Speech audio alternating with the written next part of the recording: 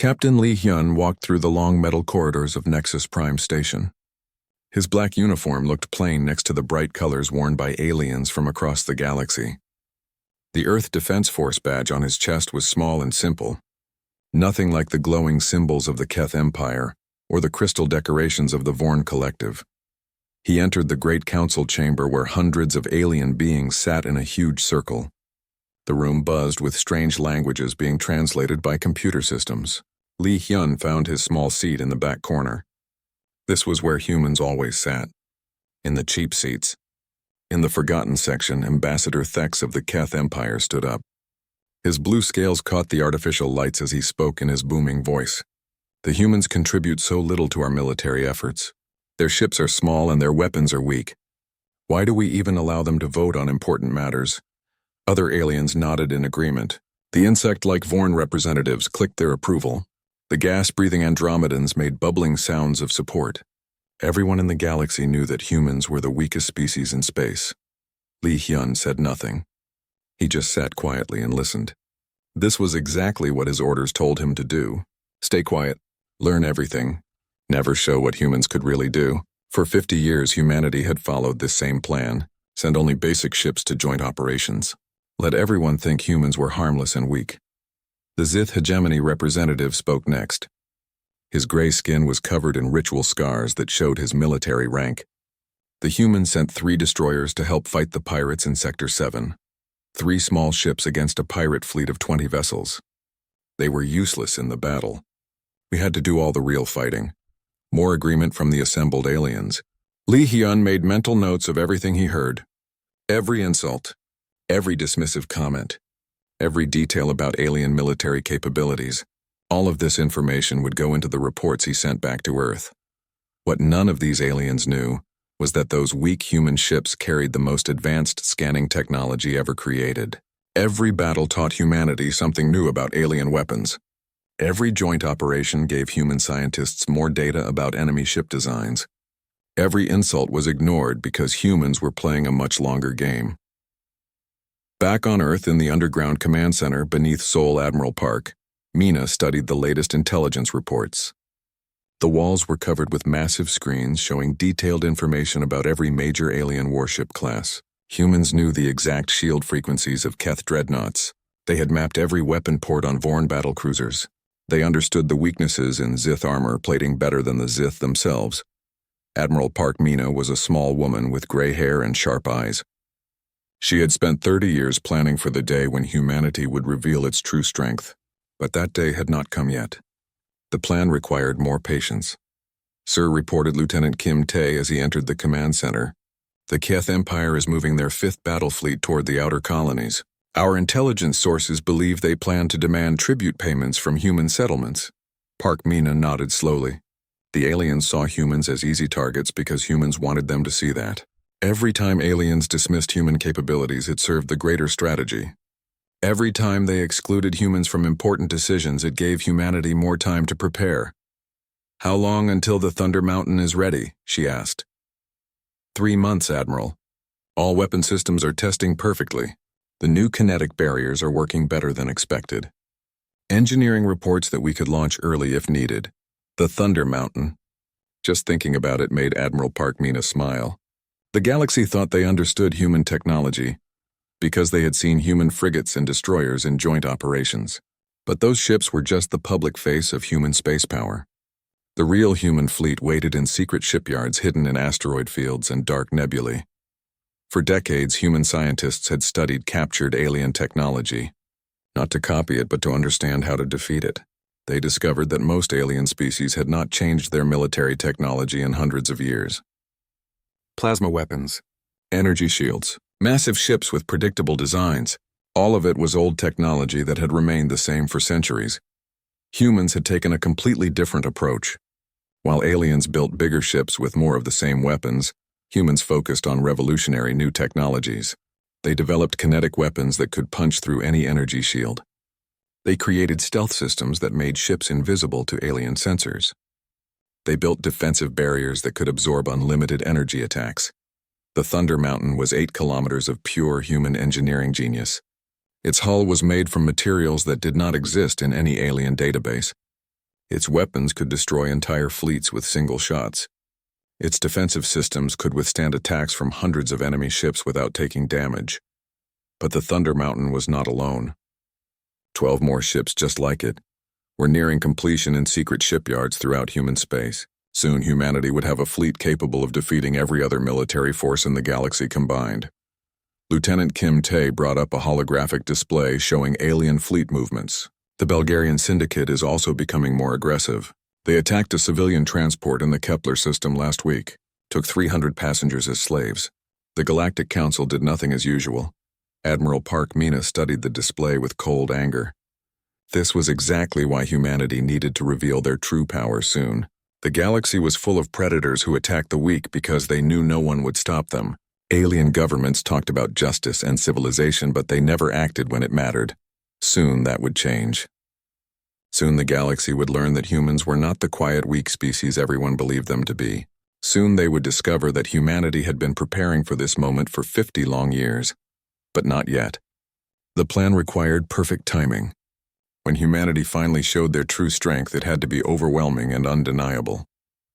No alien government could be allowed to think they could challenge human power or find weaknesses to exploit.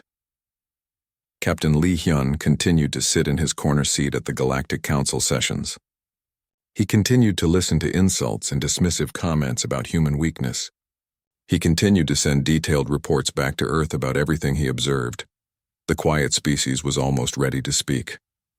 And when they did, the entire galaxy would listen. The attack came without warning on a quiet Tuesday morning. Colony Commander Song Jae was drinking coffee in his office on Kepler 7 when the alarm started screaming. His aide Lieutenant Park Soo burst through the door with terror in her eyes.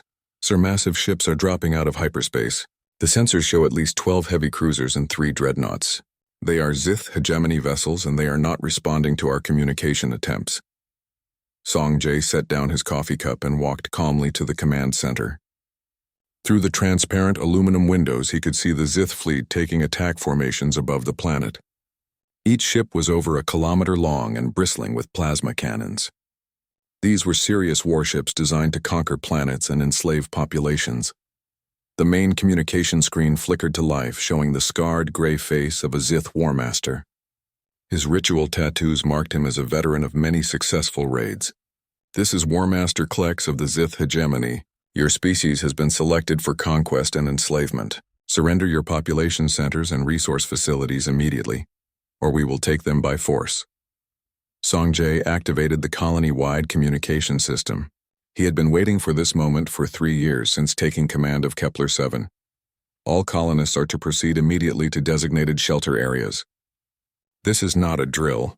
Emergency protocols are now in effect. He turned back to the Zith War Master and spoke with complete calm. "This is Commander Song of the Earth Defense Force. You are in violation of Galactic Council regulations regarding unprovoked attacks on civilian populations. Withdraw your forces immediately or face the consequences." The laughter that came through the speakers was harsh and cruel. The Zith War Master bared his sharp teeth in amusement. "Consequences? Your pathetic human ships cannot even scratch our armor plating. We have studied your weak technology for decades. You are insects trying to threaten lions." What happened next would be remembered throughout galactic history as the moment everything changed. Song Jae smiled and spoke 2 simple words into his communicator. "Thunder Mountain." Space itself seemed to tear apart as something massive dropped out of hyperspace directly above the Zith fleet. The alien warships that had seemed so large and intimidating suddenly looked like toys floating next to a mountain. The Thunder Mountain was 8 kilometers of black hull, covered in weapon systems that no alien species had ever seen before. The Zith War Master stared at his sensor readings in complete shock. "Impossible. No species in the galaxy builds ships that size. Our instruments show almost no energy emissions. How does such a massive vessel even move through space?" The answer was humanity's greatest technological secret. While every alien species relied on plasma reactors and energy-based propulsion systems, humans had perfected cold fusion and kinetic drive technology. The Thunder Mountain generated almost no detectable energy signature, but could move faster and hit harder than any ship ever built. Captain Choi, Min commanded the Bridge of Humanity, first revealed Titan-class battleship. Her crew of 500 moved with quiet efficiency that came from years of training in absolute secrecy. Every person on board knew that this moment would define humanity's place in the galaxy forever. The bridge was designed for maximum efficiency rather than alien-style grandeur. No golden decorations or crystal displays, just functional gray surfaces covered with tactical screens showing exact positions of every enemy vessel. Human military doctrine emphasized results over appearance. War Master Kleck, she broadcast on all communication frequencies. You are completely outmatched and outgunned. Withdraw your forces from this system immediately, and no harm will come to you. This is your first and only warning. The Zith response was exactly what Captain Choi had expected. Aliens who built their entire culture around conquest and domination could not back down from what they saw as a challenge. The massive Zith dreadnoughts opened fire with everything they had. Streams of superheated plasma erupted from dozens of weapon ports on each enemy ship. The combined firepower was enough to melt through any known defensive system in the galaxy. Energy readings spiked across every sensor screen as the Zith poured destruction toward the Thunder Mountain. The plasma beams struck human kinetic barriers and simply disappeared. The Thunder Mountain absorbed energy that should have destroyed any normal vessel without even a flicker in its defensive systems. Human scientists had spent decades perfecting barrier technology that could handle unlimited energy attacks. Weapons Officer Yoon Seo reported from her station, "Captain, all enemy plasma strikes have been absorbed with zero damage to hull or systems. Kinetic barriers are operating at 12% capacity. We could absorb attacks from 50 more ships this size without strain." Captain Choi nodded calmly. "Very good. Return fire with minimal necessary force. Target their engine sections only. We want to disable, not destroy." What the galaxy called minimal necessary force would completely change the rules of space warfare forever. The Thunder Mountain main railguns fired solid tungsten rounds accelerated to significant fractions of light speed. No defensive system anywhere in known space was designed to stop kinetic projectiles moving that fast. The first Zith dreadnought simply came apart as a tungsten round passed completely through its hull. The projectile traveled through the engine section, through the main hull, through the command section, and out the other side, carrying away more kinetic energy than most planets could generate in a full year. The round continued through space and punched through the second Zith dreadnought, before finally dissipating its energy in empty vacuum. Two of the most powerful warships in the Zith fleet had been destroyed by a single shot that lasted less than 3 seconds. "Surrender," immediately commanded Captain Choi. "We do not wish to destroy your entire fleet, but we will do so if you continue hostile actions. Your weapons cannot harm us, and our weapons can destroy you with single shots." War Master Kleck stared at his tactical displays in complete disbelief. His sensors showed something impossible. Human weapons that could destroy dreadnoughts with single rounds. Projectiles moving too fast to track or dodge. Defensive systems that absorbed unlimited plasma fire without damage. This was not a battle anymore. This was an execution waiting to happen. Every military officer in the Zith fleet understood that they faced technology so advanced, it might as well have been magic. They could surrender with honor or die uselessly in the next few seconds. "We yield," transmitted the War Master. "By the ancient laws of military conduct, we surrender to the superior force. Our ships will power down weapons and await your instructions." But this battle was being monitored by intelligence services throughout the galaxy. Every major government had listening posts and spy satellites throughout the sector. Every military leader in known space had just watched the impossible happen. Communications Officer Han Bo reported incoming priority transmissions. "Captain, we are receiving emergency communications from the Galactic Council, the Keth Empire, the Vorn Collective, and approximately 40 other governments. They are all demanding immediate explanations for what they just witnessed." Captain Choi allowed herself a small smile. "Tell them we will be happy to discuss recent events at the next scheduled council session. Until then, the Thunder Mountain will escort these Zith vessels to the nearest neutral port for processing." What she did not mention was that the Thunder Mountain was not alone anymore. Similar ships were taking positions throughout human-controlled space. The galaxy thought they had just seen humanity's ultimate secret weapon. In reality, they had seen just the beginning of what humans were really capable of doing. The emergency session of the Galactic Council began exactly 72 hours after the battle at Kepler 7. Representatives from over 200 species filled the Great Chamber on Nexus Prime Station. The air hummed with tension and barely controlled fear as alien leaders tried to understand what humans had been hiding for decades. Admiral Park Mina entered the chamber wearing her simple black Earth Defense Force uniform. No decorations or ceremonial weapons like the alien dignitaries around her. Just clean military efficiency that somehow seemed more intimidating than all their elaborate displays of rank and power. She walked to the central speaking platform while hundreds of alien eyes followed her every movement. Behind her, holographic displays activated showing technical specifications that made experienced military officers throughout the chamber shift uncomfortably in their seats. For 50 standard years, Admiral Park Mina began her voice carrying clearly through the vast space humanity has participated in joint military operations throughout this galaxy. We have sent ships to fight pirates. We have helped defend colonies from raiders. We have contributed to peacekeeping missions in disputed territories. Ambassador Thex of the Keth Empire interrupted with anger obvious in his scaled features. You deceived us for decades. You let us believe humans were weak and helpless while secretly building weapons of unprecedented power. This was fraud on a galactic scale. Admiral Park Mina looked directly at the Keth representative without any emotion showing on her face. We never once lied to you or to any government in this chamber. We simply chose not to reveal our full military capabilities. The ships we sent to joint operations were genuine human vessels. They were just not our most advanced designs. She gestured toward the holographic displays which now showed detailed cross-sections of human technology. Every battle we fought alongside your forces taught us valuable lessons about galactic military doctrine. We learned your tactics, studied your weapons, and analyzed your strategic thinking patterns. The displays changed to show comparative analysis charts that made the assembled aliens lean forward with growing alarm. Your species have relied on the same basic technologies for hundreds of years. Plasma weapons, energy shields, and massive ship designs that prioritize size over efficiency. Human engineers chose a different path entirely. General Vex of the Andromedans buzzed through his translator device. How many ships like the Thunder Mountain do you currently possess? Our intelligence services need accurate information to assess the new balance of galactic power. The answer that Admiral Park Mina gave sent waves of shock through every government representative in the chamber. The Thunder Mountain was our prototype vessel. We currently have 12 operational Titan-class battleships with 8 more in final construction phases. Each ship is capable of engaging and defeating any battle fleet currently deployed by any known government. The mathematical implications were staggering.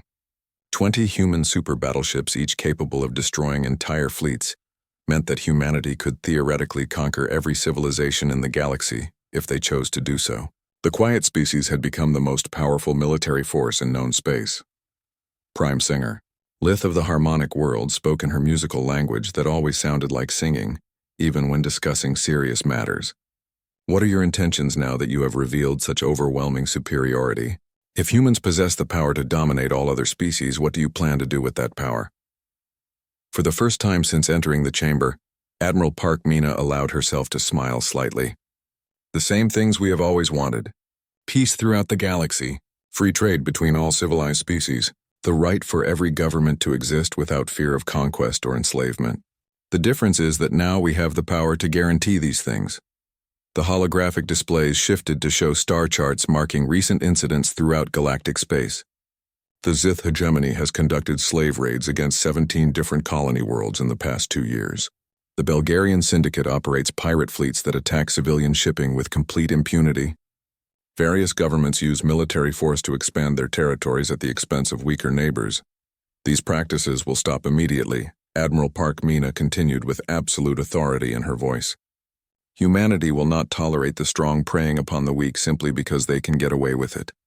Our ships will patrol major trade routes, protect vulnerable colonies, and ensure that all species follow the basic rules of civilized conduct.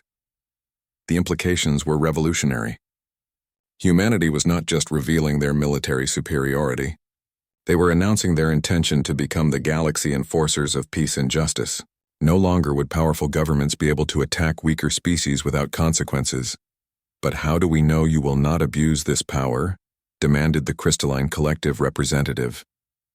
History shows that every dominant species eventually uses their strength to conquer others.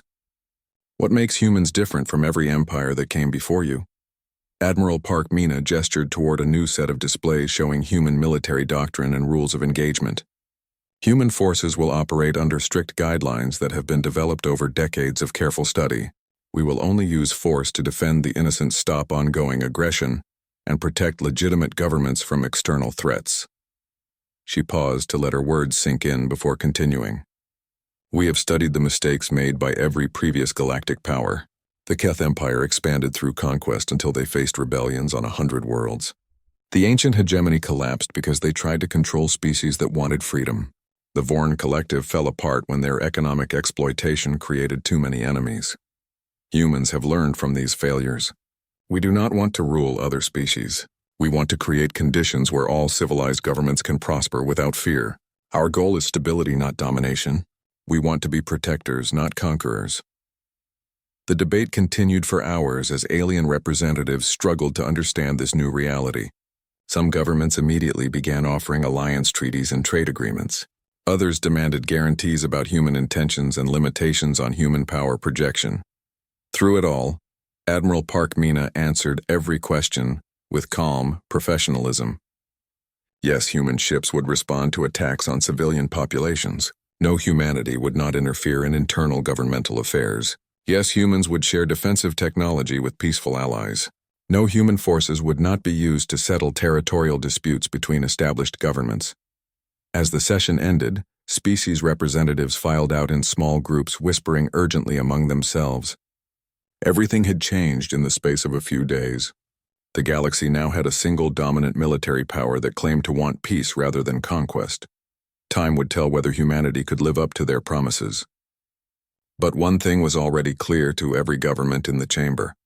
The age of powerful species attacking weaker ones with impunity was over. The quiet humans had become the loudest voice for justice in the galaxy. Admiral Park Mina gathered her data displays and prepared to return to Earth. The hard part was just beginning. Now humanity had to prove they could use overwhelming power with wisdom and restraint.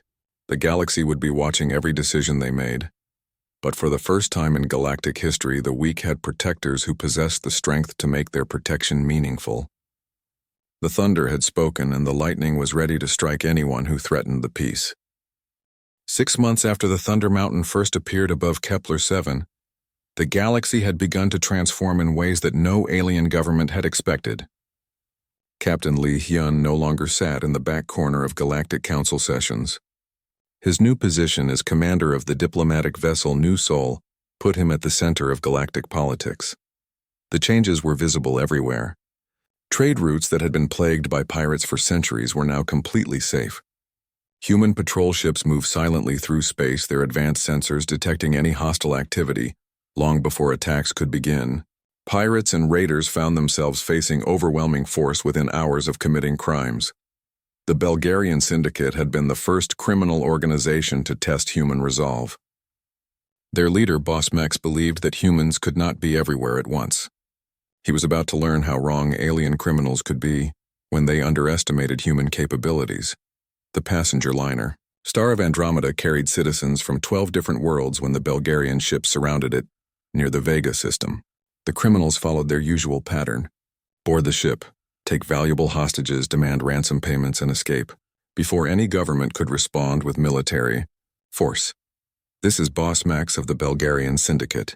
The criminal leader broadcast to the captured liner. We have taken control of your vessel and hold 300 passengers as hostages.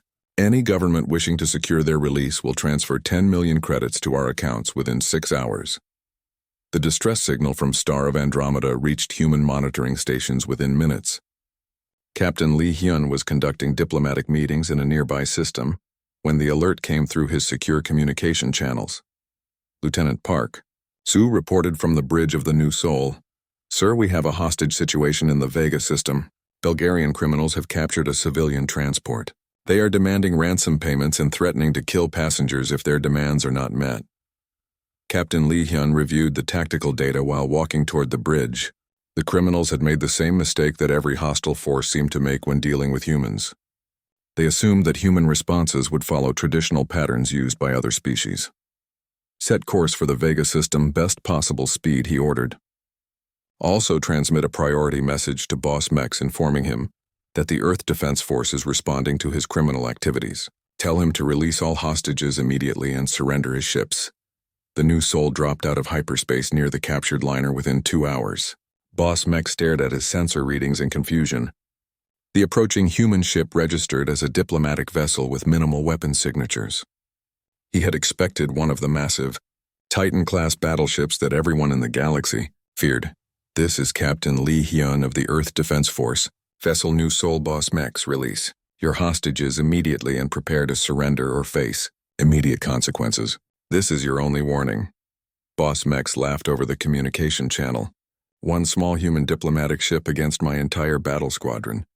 You are either very brave or very stupid, Captain. My vessels outgun your ship 50-1. Leave now or share the fate of your precious passengers. What the criminal leader did not understand was that humans had spent decades learning the value of preparation and misdirection. The new Soul appeared to be a simple diplomatic vessel, but appearances could be deliberately deceiving when dealing with human technology. I am afraid you have made a serious error in judgment, Captain Lee replied calmly. You assumed that human forces would respond to your crimes the same way other species do. You expected us to send our largest warships to every minor incident. Humans prefer efficiency over displays of raw power. The new Soul began to transform before the startled eyes of the Bulgarian crews. External hull panels retracted to reveal advanced weapon systems that had been completely hidden from enemy sensors. The ship's power signature suddenly blazed across every monitoring screen in the criminal fleet. The diplomatic vessel was actually a heavy cruiser, specifically designed for rapid response to criminal activities. Its disguised weapons could disable any pirate ship without harming innocent hostages aboard captured vessels. Human military doctrine emphasized using exactly the right amount of force for each situation. Surrender. Now Boss Mech's captain. Lee broadcast as his weapons locked onto critical systems throughout the criminal fleet. My ship carries non-lethal disable systems designed specifically for hostage rescue operations. You cannot escape and you cannot win. Your only choice is between surrender and total defeat. The Bulgarian surrender came within 3 minutes. Their ships were completely outclassed by human technology they had never seen before. More importantly, they realized that humans had planned for exactly this type of criminal activity and developed perfect countermeasures. Throughout the galaxy, news of the incident spread rapidly. Human forces were not just powerful, they were everywhere. They could respond to any threat with precisely the right type of ship and weapons needed for each specific situation. Criminal organizations began to understand that the old days of easy profits were over. On Earth, Admiral Park Mina reviewed reports from human patrol fleets throughout civilized space. Crime rates had dropped to historic lows in every sector where human ships operated. Colonial raids had stopped completely when potential attackers realized that human response times were measured in hours, not days. But the most significant changes were happening in the Galactic Council itself. Species that had spent decades ignoring human opinions now actively sought human support for their legislative proposals. The quiet observers had become the most important voices in galactic politics. Admiral, we are receiving formal requests for protection treaties from 63 different governments, Lieutenant Kim Tae reported. They are offering trade agreements, technology sharing programs, and mutual defense partnerships in exchange for human patrol coverage of their territories. Admiral Park Mina studied the incoming requests carefully. Power without wisdom led to tyranny, and humanity had spent years studying how other dominant species had made that crucial mistake. The galaxy was offering to accept human leadership, but true leadership required more than just superior military force. Accept treaties that promote galactic stability and mutual prosperity, she decided. Reject any proposals that would give humanity unfair advantages over other species. Our goal is lasting peace, not human dominance over alien governments. The transformation was remarkable. Within 1 year of the Thunder Mountain revelation, violent conflicts between civilized species had virtually disappeared. Trade flourished under human protection. Colonial expansion proceeded through negotiation rather than conquest. Weak species no longer lived in fear of being conquered by stronger neighbors. But perhaps the most important change was philosophical. For the first time in recorded galactic history, a dominant military power was using their strength to protect others rather than exploit them. Humanity had proven that overwhelming force could be combined with moral restraint to create genuine peace. The new galactic order was not perfect. Some criminal organizations still operated in remote sectors. A few rogue governments continued to cause problems in frontier regions. But the age of major powers preying upon weaker species had ended, forever. Captain Li Hyun stood on the observation deck of the New Seoul watching stars stream, past as his ship traveled to another diplomatic mission. The galaxy was vast and full of challenges, but for the first time in centuries it was truly becoming civilized. Humanity had revealed their hidden strength not to conquer, but to protect. Not to dominate, but to serve as guardians for all peaceful species who wanted to live in security. The quiet species had found their voice, and the galaxy was listening. 2 years after the Thunder Mountain first revealed human military power, the galaxy faced its greatest test of the new order. Deep in the Outer Rim territories beyond the reach of civilized law, 3 rogue governments had formed an alliance called the Iron Fist Coalition. They believed that human forces were spread too thin to stop a coordinated attack on multiple targets. They were about to discover just how wrong alien military leaders could be when they underestimated human strategic planning capabilities.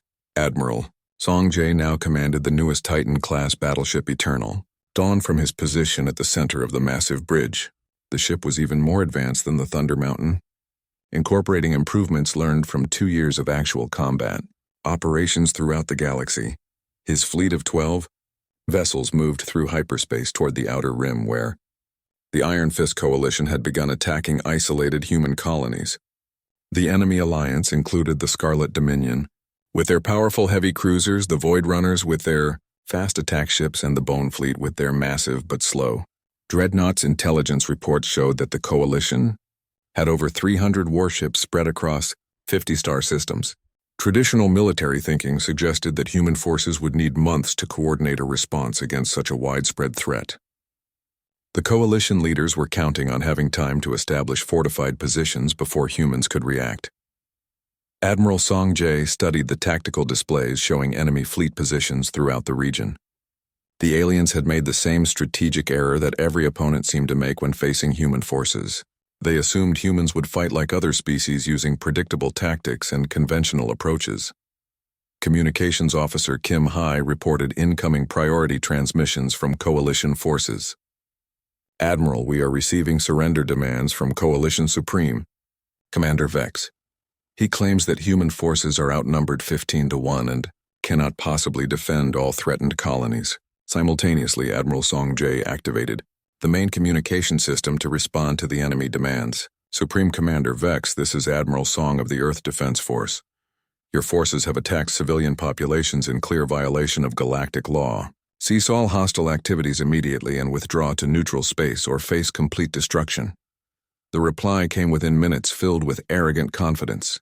Admiral Song, you humans may have powerful individual ships, but you lack the numbers to fight a real war against a major alliance. We have studied your deployment patterns.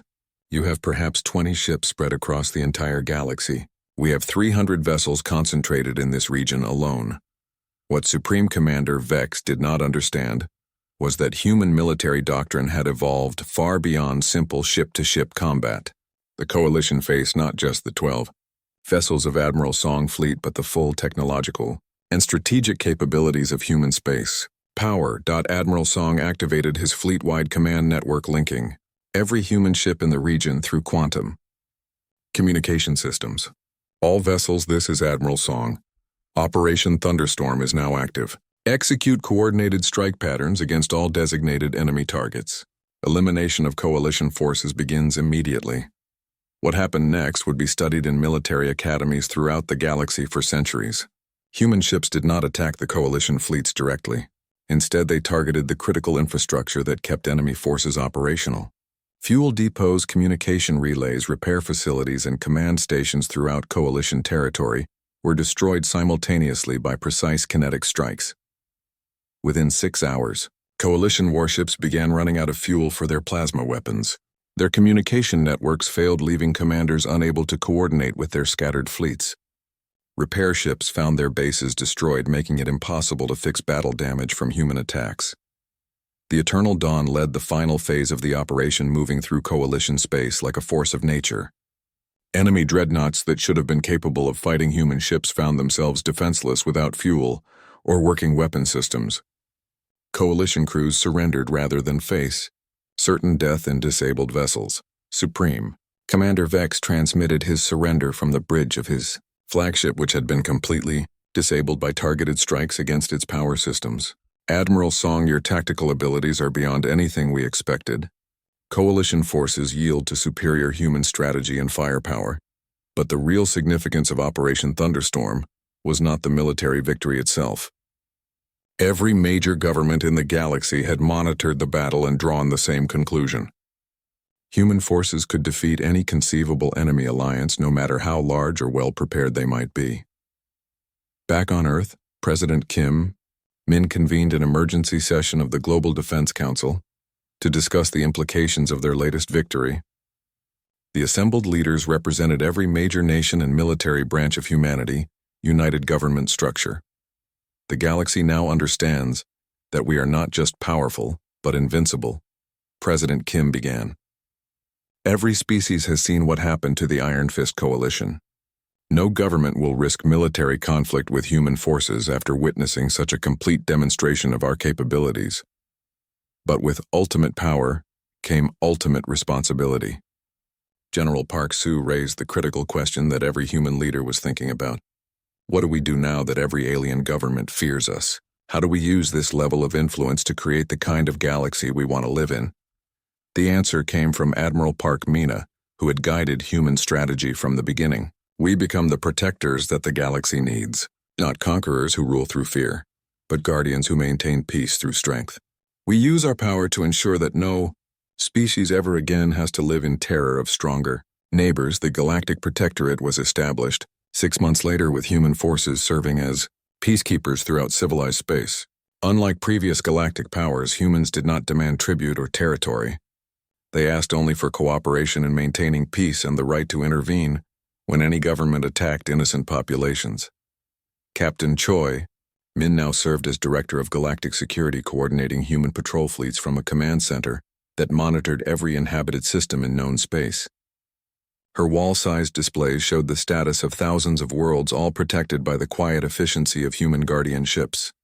The transformation was remarkable. Trade flourished under human protection, reaching levels not seen in galactic history. Scientific cooperation between species accelerated as governments no longer needed to waste resources on military competition.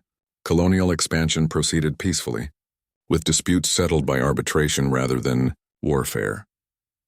But perhaps most importantly, the galaxy had learned that true strength came not from the ability to destroy enemies, but from the wisdom to protect friends. Humanity had achieved what no previous dominant species had ever managed. They had created peace through power exercised with restraint and moral purpose. The outer rim territories that had been lawless frontiers for centuries became peaceful regions where families could settle without fear. Pirates and raiders found no safe harbors when human patrol ships could appear anywhere within hours. Criminal organizations discovered that their old business models no longer worked in a galaxy protected by human guardians.